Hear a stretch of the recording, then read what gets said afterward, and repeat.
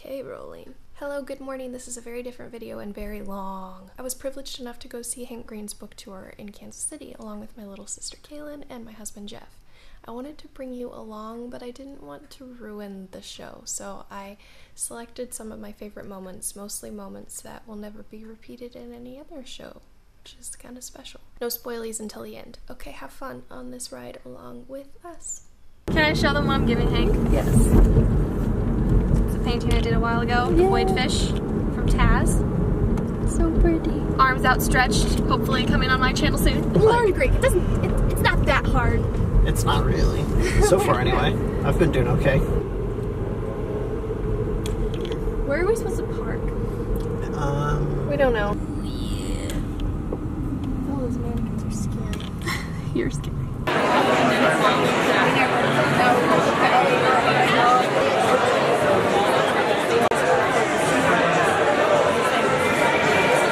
Well, if this is how it ends, at least there were cats. Thank you for coming to my TED Talk. And now I would like to bring to the stage video blogger, inventor of 2D glasses, and author of the new book, An Absolutely Remarkable Thing, Hank Green.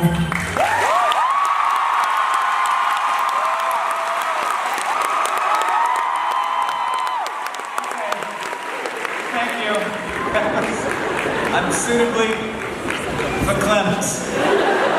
Oh, hi. That hasn't happened previously at our church. I honestly think somebody in the front held up a poster and then someone behind was like, I can't see, and they stood up.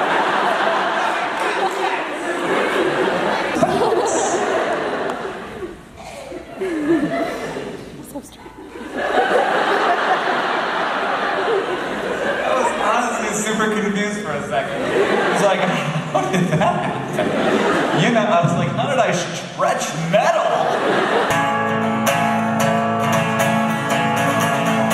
It's hard to look right at you, baby. But here's my number, so call me maybe.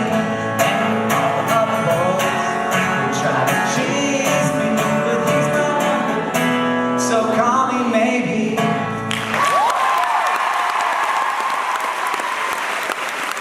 I don't know what it is, but you guys know that song very well. As the most audience participation that one has received, Kansas City, you're a big Carly Rae Jepsen fans, which I respect immensely. And now I'd like to welcome to the stage, for the very first time, my brother John Green. Thank you guys, thank you. Thank you, that's very kind. Oh. Hello and welcome to Dear John and Hank.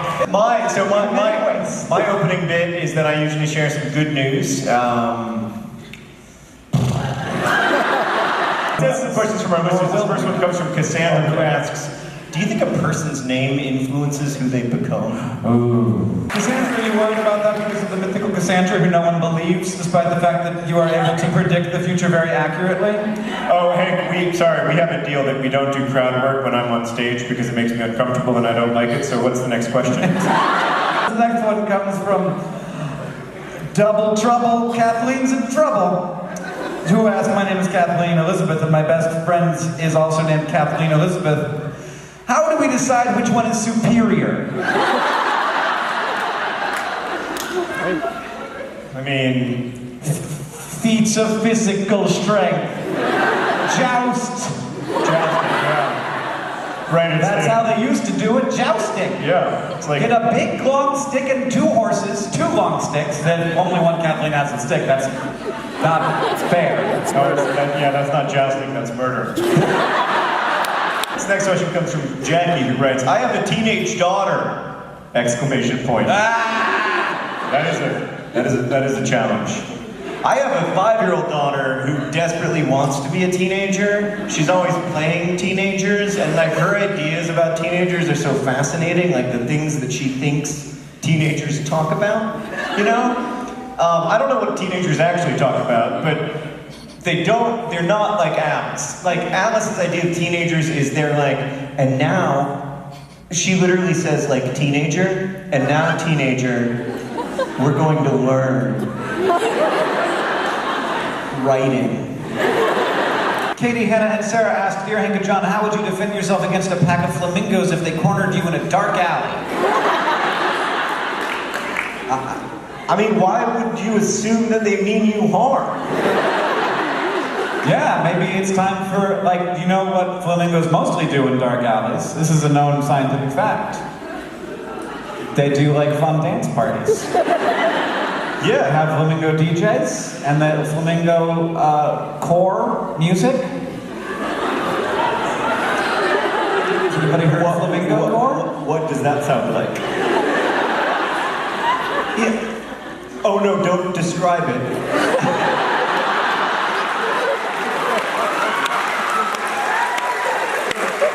don't tell, show. It's good writing advice, John. It's sort of like...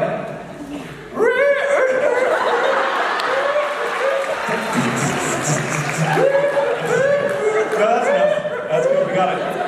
You gonna keep going? No. You asked. This next question comes from Mo, who writes, I have an internal cardiac defibrillator, and I say that I am 100% dependent on the pacemaker. What percent robot am I?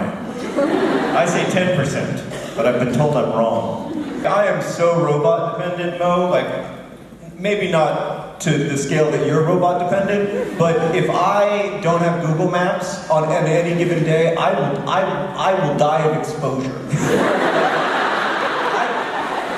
I do not know how to get from my home to Target. The other day my phone died, and I was driving to the dentist's office, which I visited 500 million times. He's got bad teeth. I had no idea how to get to the dentist's office, and I was like, oh, I can call Sarah. No, I can't call Sarah. And then I just stopped. I just pulled into an office building, and I was like, what the hell do I do? So I walked into the office building, and I said, does anyone have a phone I can borrow? I need to write down the directions to the dentist's office. This question comes from Brooke. My question is a request for a pardon. Wait. Yeah, you already did that. You already pardoned the DFTBA tattoo. Oh, great. I did do that. What's the next question? Ryan, no crowd work! John, thank you for making the podcast with me today. It's a pleasure. Thank you all for listening. As they say in our hometown, don't forget to be awesome. So,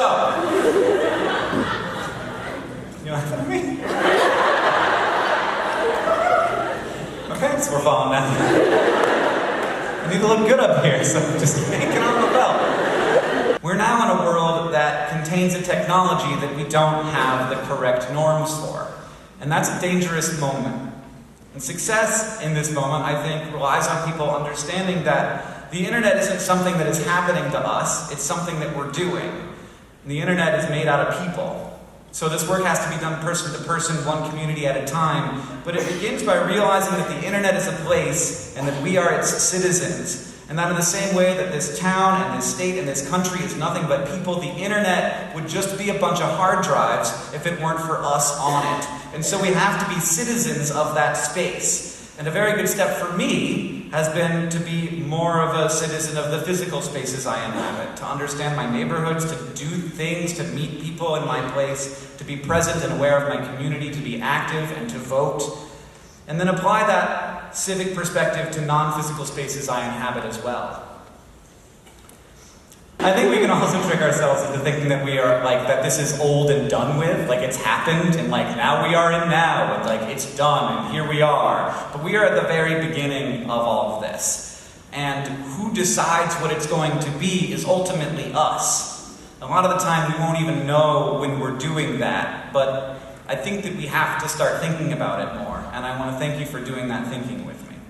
So basically, in closing, the internet is good and it is also bad, and while my book dives into some of the parts that are bad, it's also about how amazing and unreal this moment in history is and how lucky we are all to be in it as opposed to some other moments. So I wanted to make a silly evening with my brother to celebrate that, and also with you, because the internet is good and also bad, but as far as I can tell, you are all very good. So thank you very much. And a huge thank you to all of you for making us feel so welcome here and for welcoming Hank's book into the world. It's been it's just been really wonderful to spend this evening with you. So thank you. And we're gonna sing, mostly Hank is gonna sing one last song. This is a song by one of our favorite bands, the Mountain Goats. It's about every year, but it's really, really about this year. I broke free on a Saturday morning, put my pedal to the floor, headed north on Mills Avenue, and listened to the engine roar. My broken house behind me and good things ahead, girl named Kathy wants a little of my time. 6 cylinders underneath the hood crashing and kicking a high, listen to the engine roar. And I'm gonna make it through this year. If it kills me, yes, I'm gonna make it through this year. If it kills me, I played video games in a drunken haze. I was 17 years young. Hurt my knuckles punching the machine.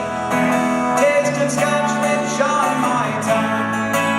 Then Kathy showed up and we hung out, trading sweets from a bottle of bitter and clean, locking eyes, holding hands, twin high maintenance machines. And I'm gonna make it through this year if it kills me. Yes, I'm gonna make it through this year if it kills me. I drove home with the California dust. I could feel the alcohol inside of me hum. Picture the look on my stepfather's face, ready for the bad things to come. My down shifted as I pulled into the driveway. The motor screeching out, stuck in second gear. The scene is bad news, you might imagine. In a cavalcade of anger and fear, there will be feasting and dancing in Jerusalem next year. And I'm gonna make it through this year if it kills me. Yes, I'm gonna make it through this year if it kills me. Thank you.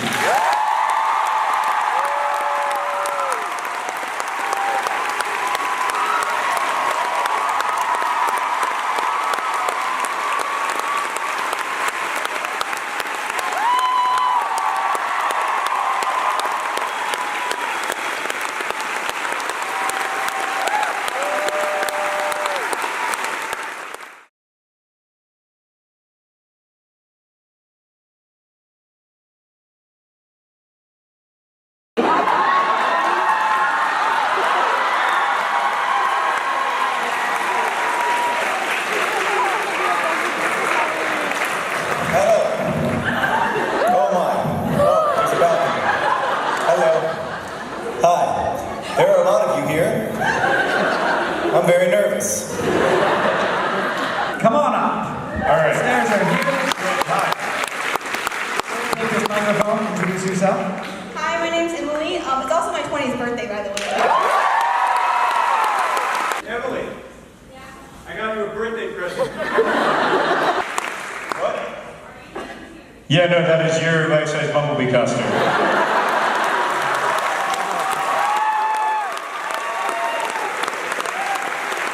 Not least because I cannot take it on to Indianapolis. Mostly because it's your birthday. I really hope Emily didn't fly here.